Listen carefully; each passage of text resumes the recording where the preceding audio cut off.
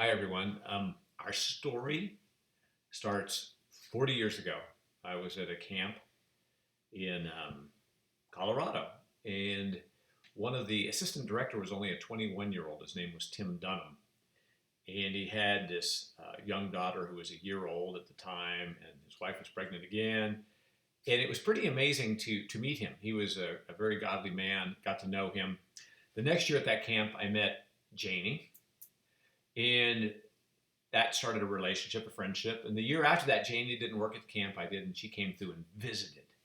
And on her way back up to Multnomah, she came through and visited. And I was the junior high camp director at the time. And so I had to go to Tim Dunham and ask permission for me to stay up past curfew so I could hang out and talk to this charming young woman who was coming through for a couple nights before her trip back up to Multnomah. And Tim, to show you what kind of servant leader he is, he allowed us to break curfew and hang out and talk for a couple hours, like till 11:30 that night. And so I always liked him. Tim was. We got some phone ringing there. Sorry about that.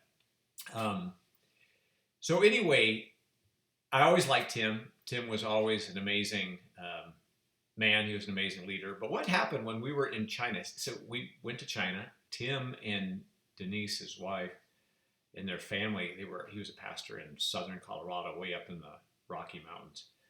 And they were our supporters. And we actually went through and visited them and got to know their family and see their kids grow up and see that 1-year-old growing up. Well, while we're in China, he says, hey, can Koshara, his number one daughter, 16 years old. 16, can she come visit you in Urumqi and be with you? And we said, that would be amazing. We could put her to work. She could teach vacation Bible school. Yeah, for our kids. Yeah.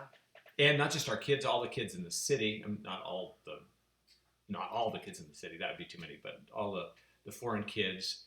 And then Janie. So what was amazing is here's this 16-year-old girl coming to visit us all the way out in the far northwest China.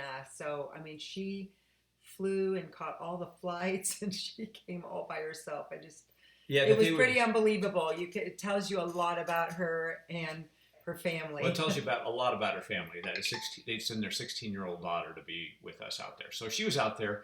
Janie actually traveled across China and visited some other cities where she led vacation Bible schools. But this was her intro to missions and sort of her family's intro to missions in a sense. And they really were super excited about getting involved and going overseas. In fact, Tim, suddenly Thailand came up in his mind, and he actually told somebody, I'll never do missions. He said the only way God would get me missions is if I couldn't get it out of my mind and couldn't sleep at night. Well, he never couldn't sleep at night, but ever since he said that, he stopped being able to sleep at night. And he ended up going over, whenever we would leave Urumqi for our Chinese New Year, we would go down and we would we would go to this international church in Chiang Mai, Thailand, and we loved it because it was free. And well, anyway, Tim ended up going to that. Yeah, we didn't have to pay to go there. That's right. No, it was just free. It was free. It was free worship. Free worship. That's what it meant. You didn't have to pay to worship. No, it was just no commies. Okay, so we would go there, and Tim ended up pastoring that church, the church that we love so much. And then while he was there, he didn't want to just pastor. He wanted to really be involved in ministry. And some 20 years ago now, he was there. They're still there. They started a foundation called the Family Connection Foundation. And through that foundation, numbers of NGOs, non-government organizations, or nonprofits get their visas through Tim in this foundation to be able to do their work. And so I knew Tim was there. And so about 5 years ago, probably 5 or 6, when Paul and Karen Meyer from our church, Good Shepherd, they were headed out, and we were talking to them about where they might go, and they were looking at different options and different locations. And just knowing them, I said, Thailand would be a good location for you, and I have a friend that's there. You should talk to them. Well, it ends up that Paul and Karen went and worked for this foundation.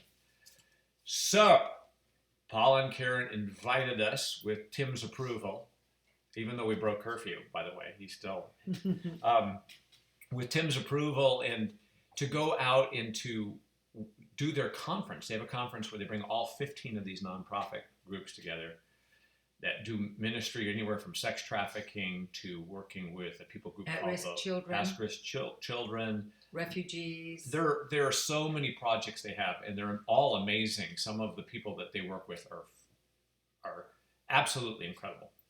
So we got invited to go and do their conference, which they haven't been able to do for the last 3 years because of COVID. About 175 to 100 people came together from these 15 organizations, and we did the whole thing on servant leadership. And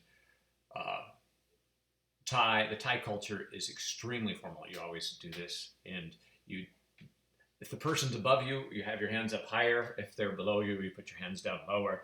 It's all very proper. But we got to go and do that, and that was a really fun. Do you have any highlights from the conference, Jane?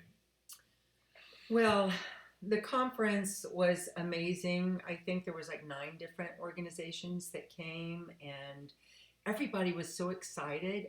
One of the things that I loved was the discussion groups, and I think that's part of servant leadership, is letting people have a voice and bringing in discussion groups where people can work on, what does this look like in my life? What does this look like in our workplace? And so it was really amazing just to hear some of the leaders of these organizations catch the vision and get excited about what they could do, for the people that were working for them, their workers, and how they could be empowering them. And just hearing their ideas, I thought was really, really probably my highlight. Yeah, we learned a ton about just what it's like to minister there and to work with the people there. One of my favorite comments, there was a time we did servant leadership in the Bible, servant leadership in the church, servant leadership in businesses,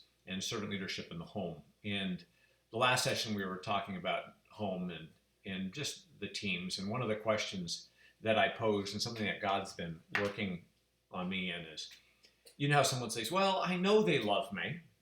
And when it comes to our home, or when it comes to our organization that we're serving, if we're leading that organization, then ultimately we really are serving the people in that organization. And I asked the question,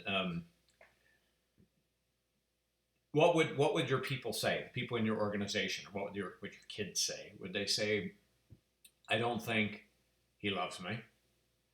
Well, I think he loves me. Or I know he loves me. Or would they say, I feel his love for me?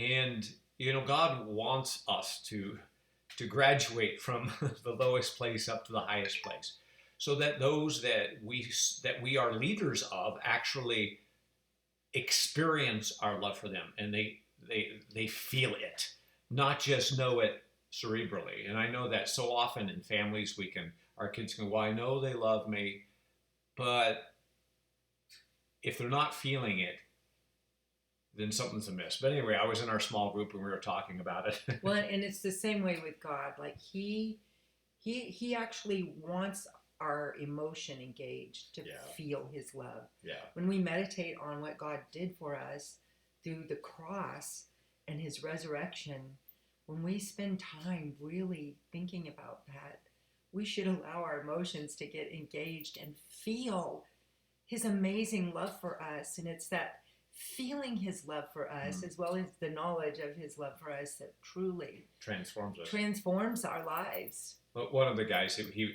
was a fun guy in one of the groups. He goes, why did you say that? Why did you say that in front of my Thai workers?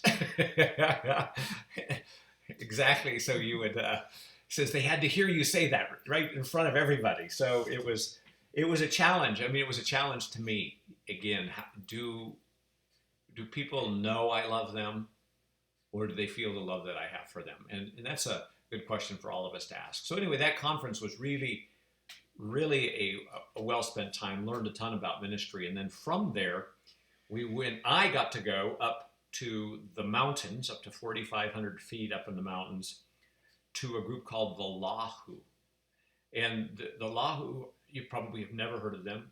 I had honestly never heard of them, except through Tim years ago. He had brought up the fact that he had gone and taught amongst these Lahu people, and they're in China, they're in Myanmar, they're in Laos, and they're in Thailand, all up in the mountains, and they'll be in this village, and then another village will be another tribe, and then they'll be in this village, and there's groups of them. And this guy named Joshua, who is Locke, who started about 20 years ago, he was called to go start training for his people. Some of them had been becoming believers, and the church was growing, but had very little training. And he started this training center and has been going up and training. So we ended up going up, and I ended up going up with Paul.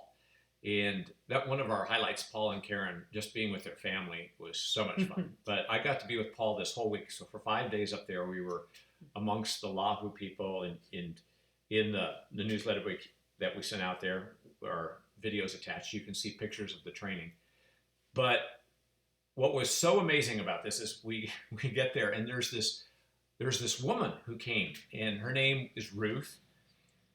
And she had just come out of an animistic background. So her husband came to Christ first. He actually got really involved with his faith, and she was sort of reluctant because she was still animist. And just a while ago, she gave her life to Jesus, but not completely. And he had been trying to get her to come to one of these trainings for a few years, and she would just resist, and she wasn't growing in her faith.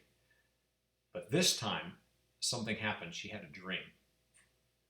And in her dream, two white foreigners came to her village, and they had something. They had a stone, a white, vibrant stone of great price, and she knew it was something she wanted. And one of the foreigners was bald. So when she heard about this training, she called Joshua, who was leading the training. Joshua, are there two foreigners coming to this training? And he says, well, yes. Is one of them bald? And he said, well, yes. Was he the one that's doing the teaching? And Joshua just says, well, you'll have to come and find out. So anyway, I didn't know this until a couple of days in that this had happened, but this man was so excited that his wife had come with him, and she was just beaming and radiant and was ready to receive everything from the Lord. And Joshua that week had to coin a phrase. Let me tell you the phrase he had to coin, which is typical in every culture that we get invited into. The word servant leadership. Because the word servant and leader, no matter the culture, they do not go together. It's in what we call an oxymoron. There are two opposites. You ask any of these cultures, where's a servant in the scheme of society? Down here. Where's the leader? Up here. So to put those two words by each other doesn't make sense. So I asked Joshua, I said, Joshua, has this term ever been used in the Lahu culture, even though there have been Christians in the culture for 60, 70 years? He goes, no, it's never been used. And I said, so what happens when you use the term? People question it. What do you mean? Do you mean a servant of leaders? Somebody who serves the leaders? Because tragically, that's their church culture is, you have a leader and everybody else comes and serves him. And he goes, no, that's not what it means. And then he would say, stop and think about it. What does it mean? And they would stop and think, and they go, oh. So it's a concept that even though it's right there in the Bible, and it's taught cover to cover in the New Testament, there's nothing but servant leaders. It's not seen in their culture, nor is it reflected in the model of the church that's there.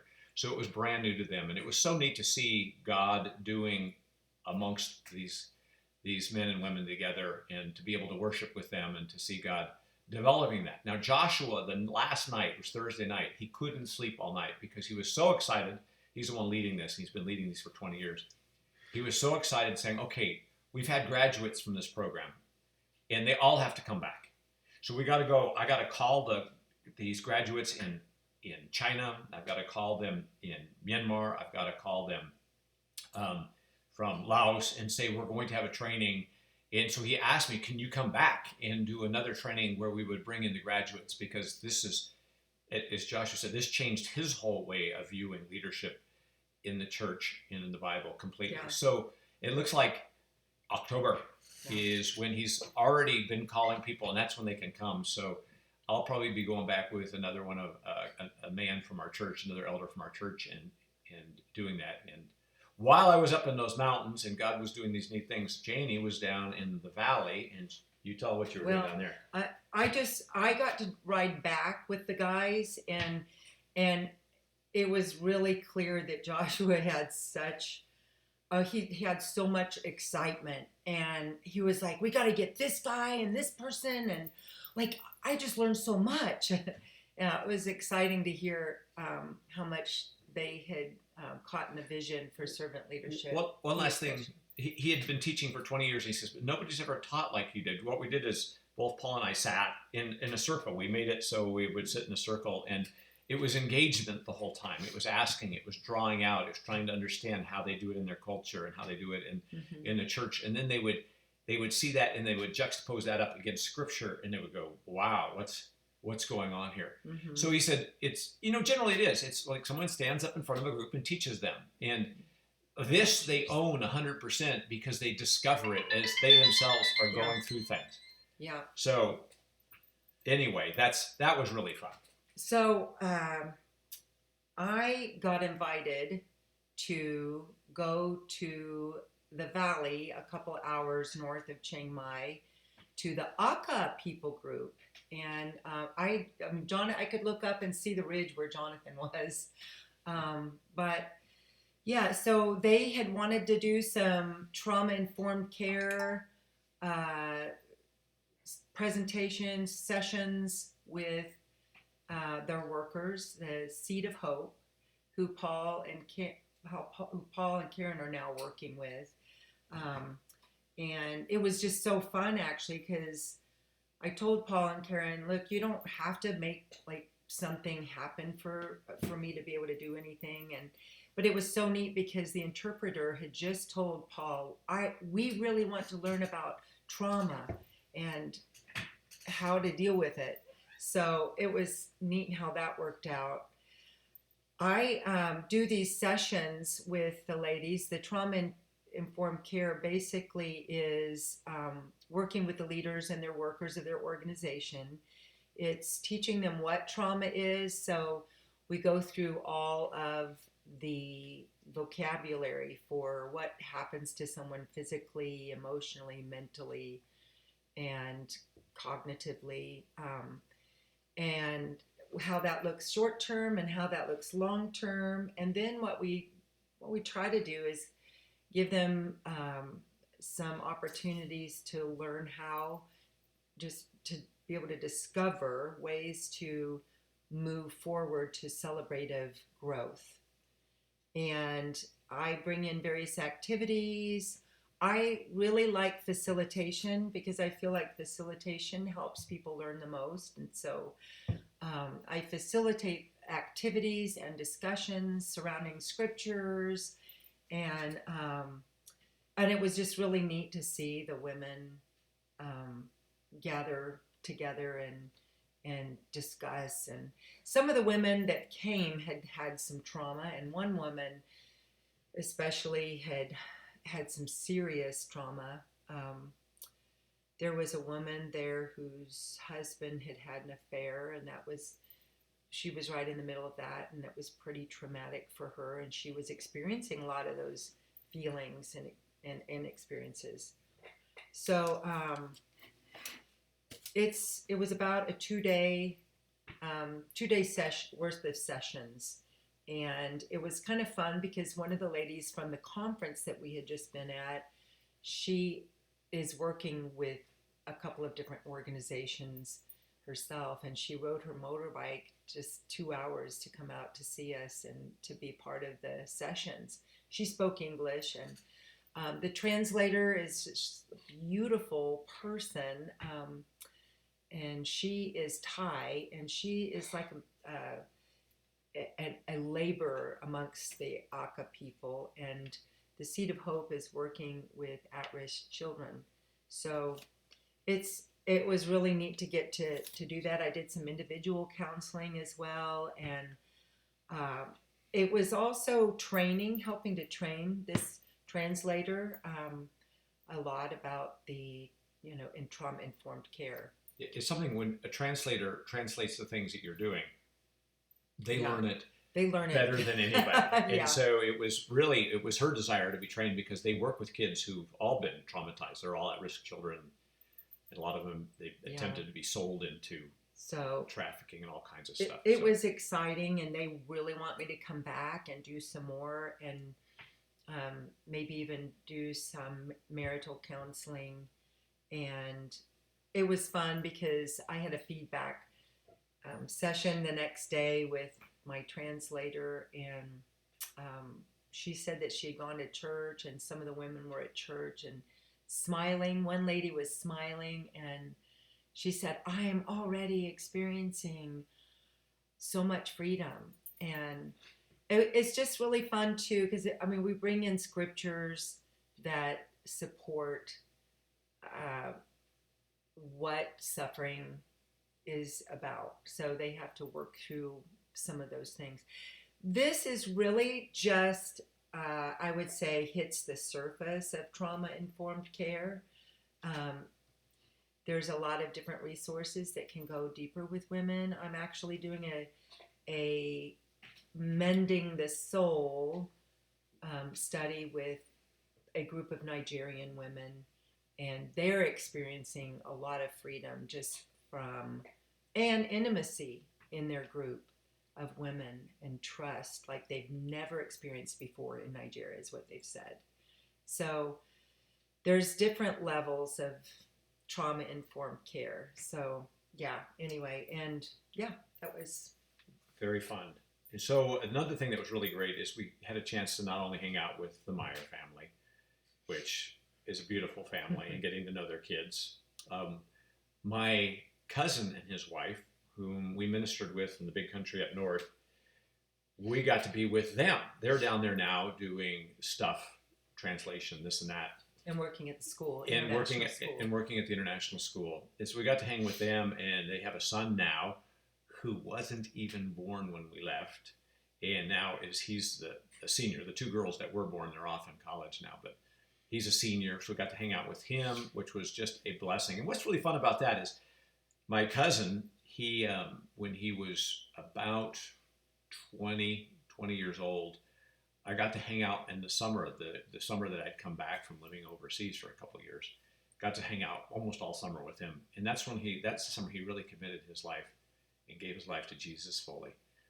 And there's some fun stories with that, because back then people didn't grow long hair, and his hair was like way down to here. And I smuggled him in. We were playing volleyball with a high school group at our church. And I said, come in the middle and just stand there and watch while we're all playing. And then ask if you can play, and just see what the response is of this group. So he comes down. He just looks like a druggie, you know. And he's just got this long, wavy hair, and he's standing there. And then he literally asks, can I play? And people go, oh, sure. They're all nervous about this dude. It's funny because we debriefed with him afterwards, and he was the most athletic person. So he looked like a druggie, but he was like spiking and just slamming on people. And it was just, anyway, our history goes back. So to get to be with him and his wife and his kid was really fun. And we got to serve with them up north as well for a number of years. So to be with them was fun. And I actually got to see the school where their son goes to school and their kids went to school, and where Vanessa, our cousin's wife, is teaching art for, I guess, 9 years or something. Mm-hmm.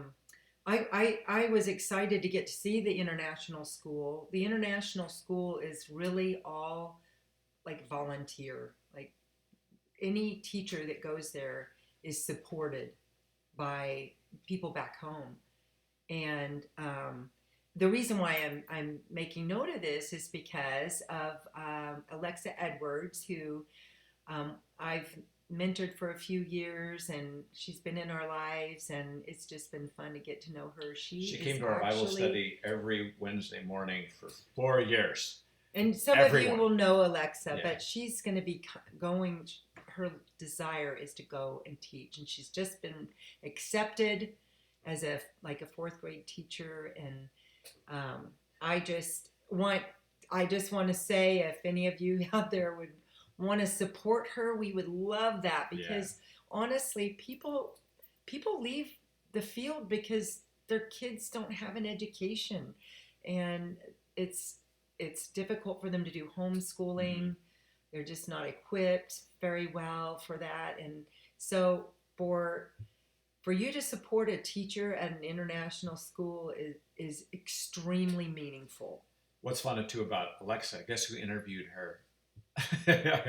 Our my cousin's wife Vanessa was the interviewee, so it was just hilarious. It was just so funny. All these webs of connection, and one more All these connection connections. that was really fun is when I was growing up, the pastor came into our church when I was 12, and I remember his first daughter was born when I was 13, the second when I was 15, and his second daughter, she's just this kid. When I was 25 and had come back and was going through seminary, she was a 10-year-old, just bright red hair, just full of energy.